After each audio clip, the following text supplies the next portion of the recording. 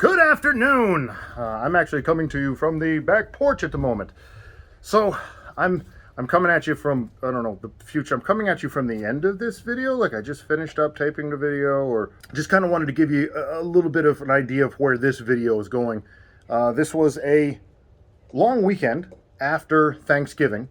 And so we were just kind of doing some fun things, working on a couple of different projects. The only thing I can't show you is on Friday we went and we got a Christmas tree, and my beautiful wife Marla said, I get one day just for me. No YouTube. And sometimes it's not what they say, it's how they say it. So you listen, right? I ain't dumb. Anyway, have a look. We do a little bit of work on Jay's truck. We run out to the beach and we meet up with a viewer, and I do a little more work on Janky, and it's all good times. So thanks for watching, and here you are. Now you remember that one time you guys I didn't fuck nothing up. Hey! So I got the whole crew here today, or at least part of the crew. We're getting ready to head out. We're gonna grab some lunch on our way out to Botany Bay. Lewis is here. He's got his new Dobinson's lift on his Tacoma, and I mean, you can only see the back of it there. Maybe you can see a little bit from the side. It looks fantastic. I'm really kind of jealous. It's sexy. You got the remote reservoirs, the whole thing, which you don't need, but we get into that later. Jay is, of course, here with his Tacoma, and it's always sexy. And Janky is naked, right? But super aerodynamic and lightweight and low, right? So now I have the sports car of the group, and y'all bitches better figure out how to keep up. Yeah. But we're going to head on down. We're going to grab some lunch, head out to Botany Bay, do a little Driftwood Beach. You've seen us there before. You're about to see us there again. We'll see you in a minute. All right. So we are just kind of getting wrapped up. We actually made... I forgot to make, we went to the really good restaurant, and it's so good, and we'll talk about that in a second, the Gypsy Pantry. Oh, I'm a fat guy and I love the food.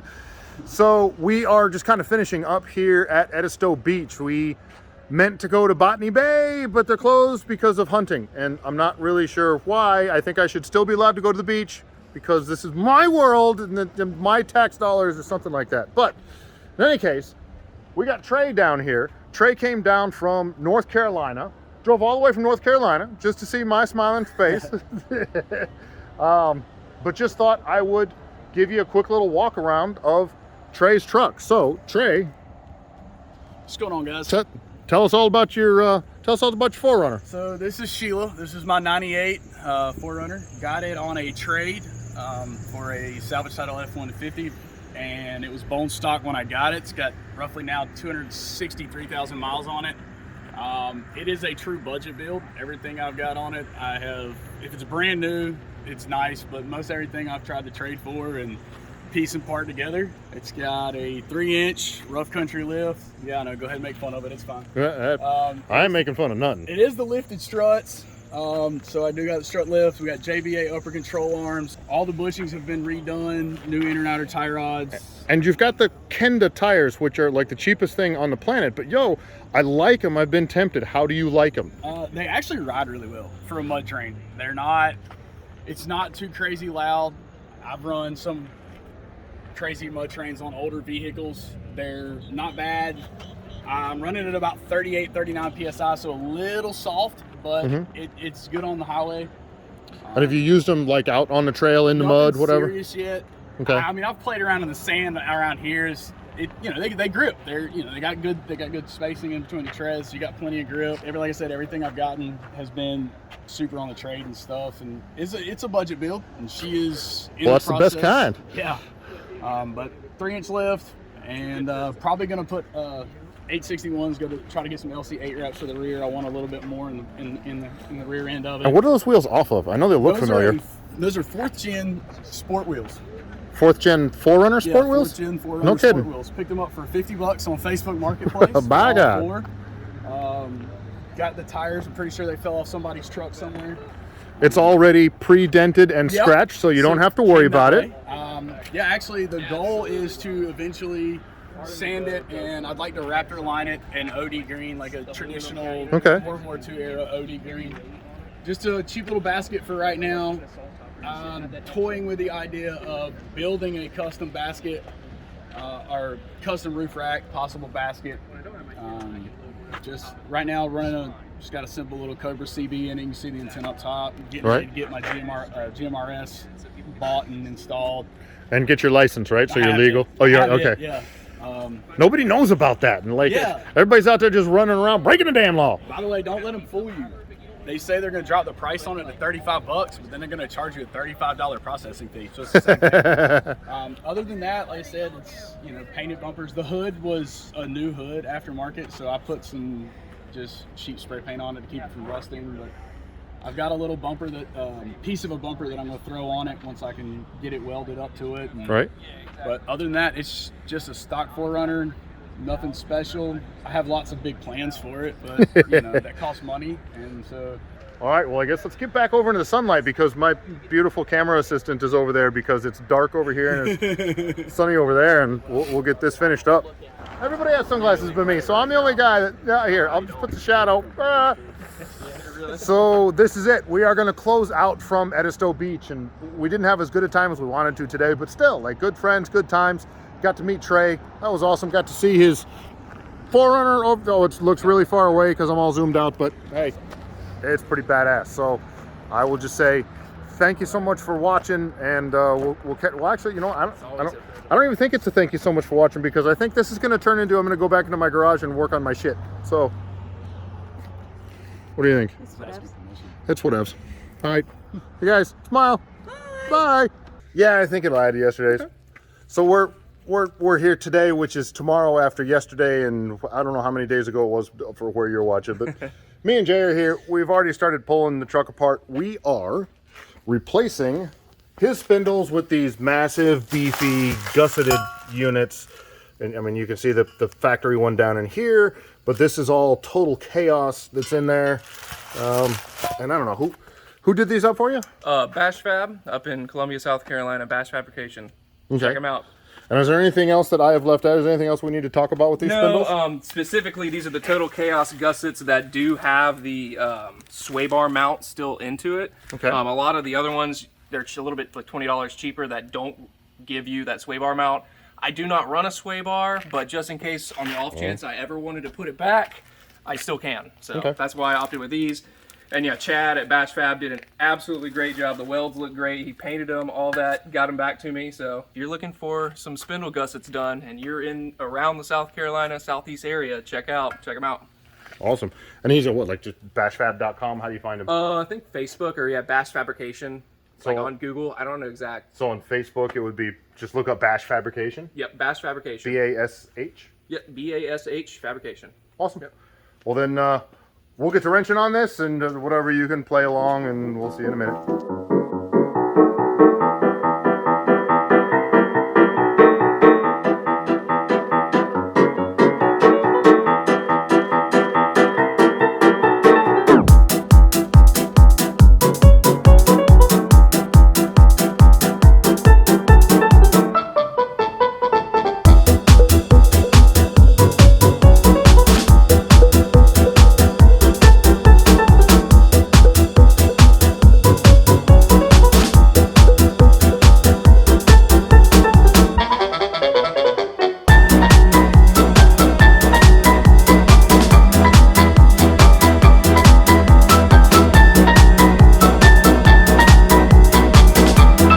So the procedure for this, if anybody's like watching at home, it's all fairly simple. There's a million videos out there kind of showing you what to do, but we're just replacing this whole spindle piece here. So you want to pull the brake caliper off. You have to pull the nut retaining the axle off of here, and it's got like a dust cover that goes on there, and that kind of pries off. Pull that off. The tie rod for the steering has to come off. The upper control arm has to come off, and then so these bolts here just release. That way you don't have to pull the bottom ball joint out. You just take these two bolts out and the whole spindle comes off. You also have to change out the ABS sensor that you can see there, but this is really kind of a simple operation, which is why I'm letting Jay do it. You see that? Zip ties here, zip ties there, zip ties around that, and then you go to this one and then that one over there, and that's boom. And then Frybaker goes, yeah. Worked out just fine. And smack it.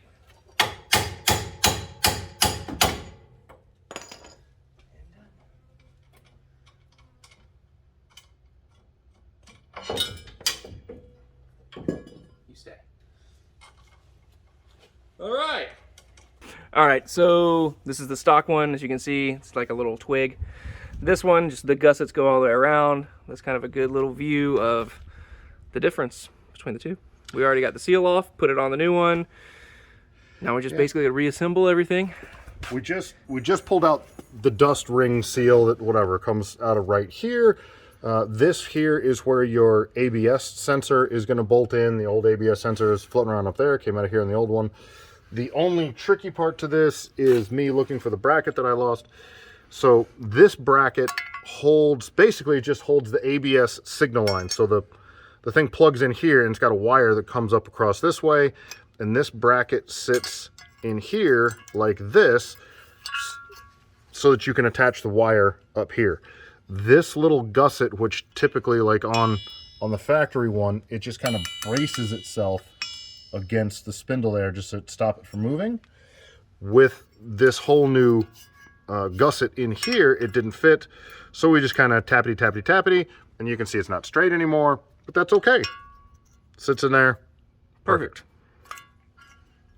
And now we just have to, we're going to bolt this back in and then we'll put this back up in here and just reverse the process you see. So just hit rewind and it'll look the same. Yep. Like how the snapping is done.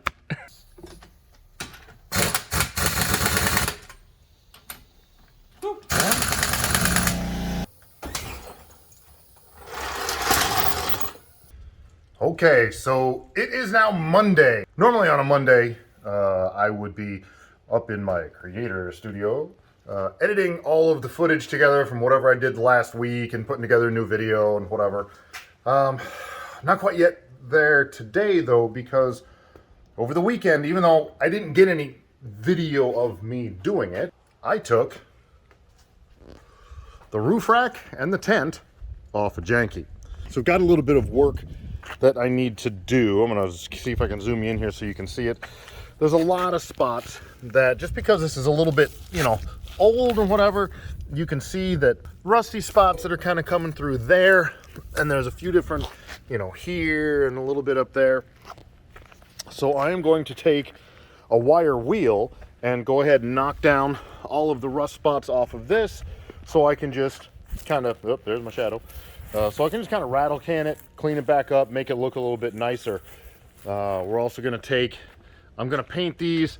Turns out they were way too much of a pain to get off of the truck. So I'm just going to paint them up here.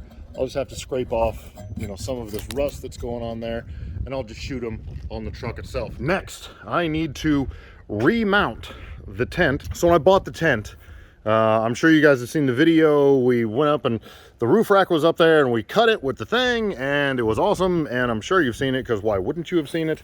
So we ended up with this. When I first cut it, I only cut one side. I didn't cut the other side. And I had hoped that I could just lay the tent down so that one side could remain solid all the way across and the other side would be open and the tent opens up that way, just to keep, I don't know, a little more stock look to the roof rack and maybe a little bit more rigidity, because it was still hooked up all the way across there. With that crossbar in place, it was just real hard to get this up off of here, and then this here was actually very, very close to the front corner there, and it was difficult to open this up and get that flapped around, so it was a big pain. I cut the other side, so now both sides are cut, and that helped out quite a bit. When I first mounted it, it wasn't like centered on the rack. It was actually offset a little bit on the rack. Obviously not as far as you're seeing my hand over there. And I just didn't really like that. I'm gonna try and find a different way to set about securing the basket in the middle. I think I'm gonna try and take some kind of L bracket over the corner here and run a bolt, you know, straight through this way. And then the last thing that I need to take care of is on the tent itself here. So at some point in time, somebody has modified this tent. I bought it used, and I bought it with all that mess on it. Somebody moved these rails out. Not sure why. So I'm gonna take these rails back out and move them down. I also think that, like, you can see teeny, teeny, tiny bolt holding that. Well, these bolts, and there's only 4 of them, there's one at each corner, that's the only thing holding the tent to the rails. Now we bolt up the rails to the basket and they're not going anywhere, right? Big 1/4 inch bolts, whatever, and they're fine. But when we're doing 85 miles an hour and the wind is grabbing this and trying to pull it up, this is it. These 4 bolts is all that's holding it. They go through this. There is an aluminum structure underneath here that you can't see. You know, it hasn't fallen off so far. It's probably okay. But I think I am going to drill these out and utilize larger bolts, because the way I space the mounting bolts, I put them way over here. So if I put a bigger bolt in here, it doesn't, you know, it doesn't matter that I can't slide this that way, because I wouldn't be doing it anyway. So I'm going to go ahead and get to work. I'll get you a little bit of video of doing this, and then we'll see where we end up. I got to go get some, you know, acquire some paint and whatever to paint this, but at least I can get started knocking the rust off it. Put down a little bit of an aluminum oxide primer so it inhibits the rust there, and then we'll paint over the top of that.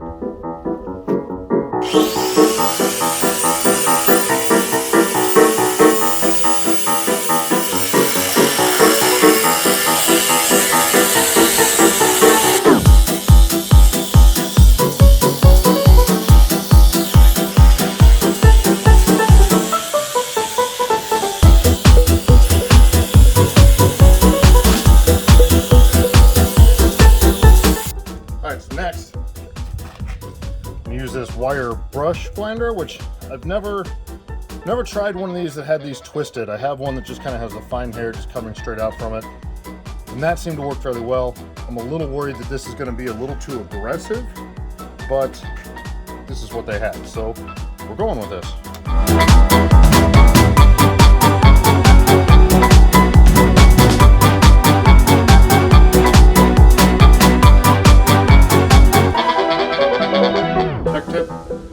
Tie your cord in a knot so it doesn't unplug on you. Boom.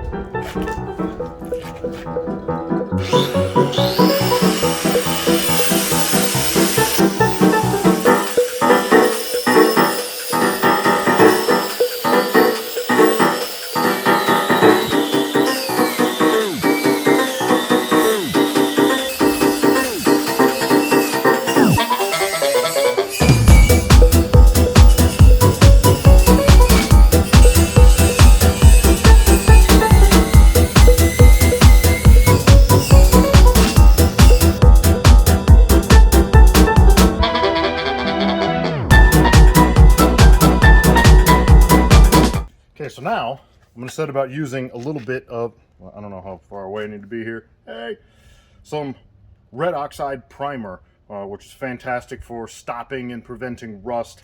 I'm just going to hit the few spots that I actually took all the way down to metal.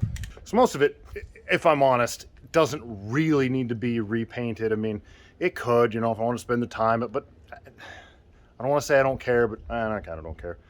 I'm going to just try and stop most of the rust, and then I'll give it a fairly, you know, medium paint job with some rattle cans. And Marla already yelled at me for spray painting the lawn.